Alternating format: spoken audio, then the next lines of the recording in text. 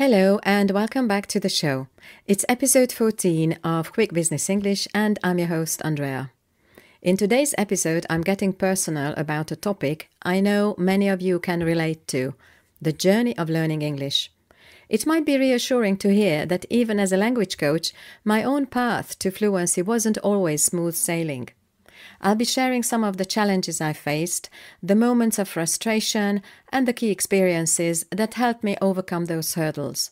This is a story about the realities of language learning and how those experiences shape my approach to coaching you today. Let's get started.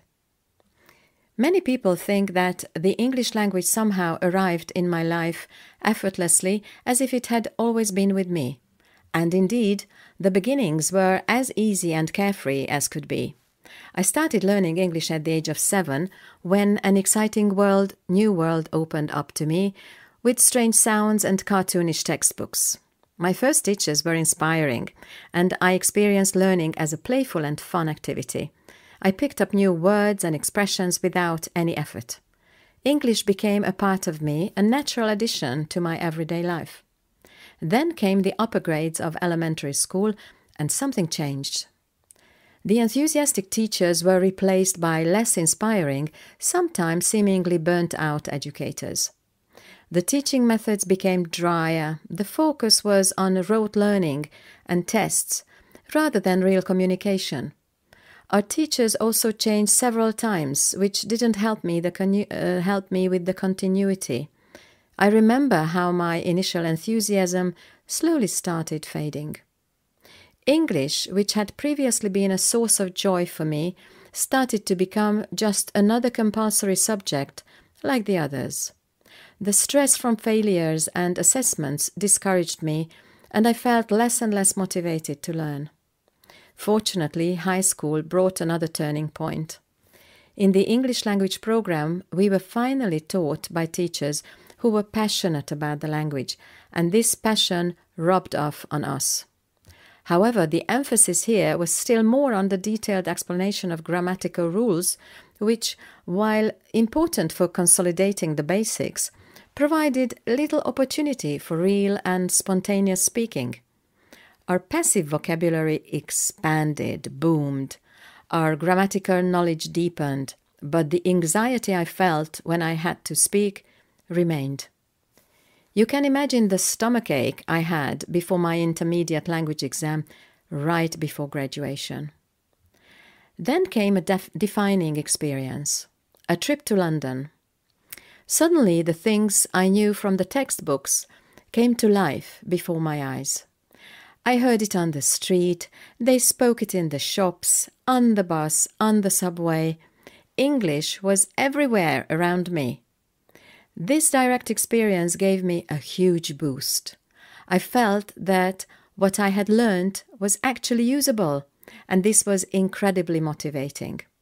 However, the real breakthrough came during my pre-university backpacking trip across Europe with some friends, forcing us to communicate in English in hostels, on trains, and in restaurants. At first, I was terribly anxious, you can imagine, and before each time I spoke, I carefully planned what I was going to say, because I was so afraid of making mistakes or not being understood. Then one day, somewhere in the middle of Europe, in a small town, everything suddenly changed. At our accommodation, we met young people our age who were also traveling in Europe, and the sentences just came out. I didn't plan ahead. I didn't stress about it. I just spoke. And they understood what I said. And I understood them too.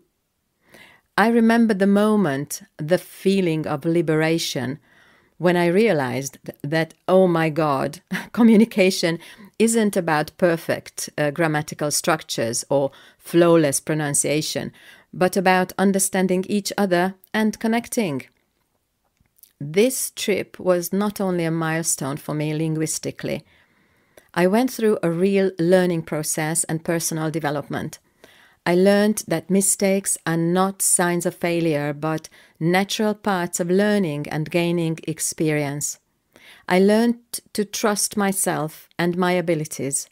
I also learned that my fears are often greater than reality. So, learning English was not a straight, obstacle-free path for me either. It just it had its ups and downs, lost motivation and inhibitions to overcome. But these challenges shaped me and eventually led me to where I am now. Today, English is not just a language for me, but a tool, a gateway to the world, and an adventure where every stop has provided valuable lessons. If you are also struggling with English, please don't give up. Perseverance and openness will bear fruit, and in the end, you too will feel that the language is not only learnable, but also lovable.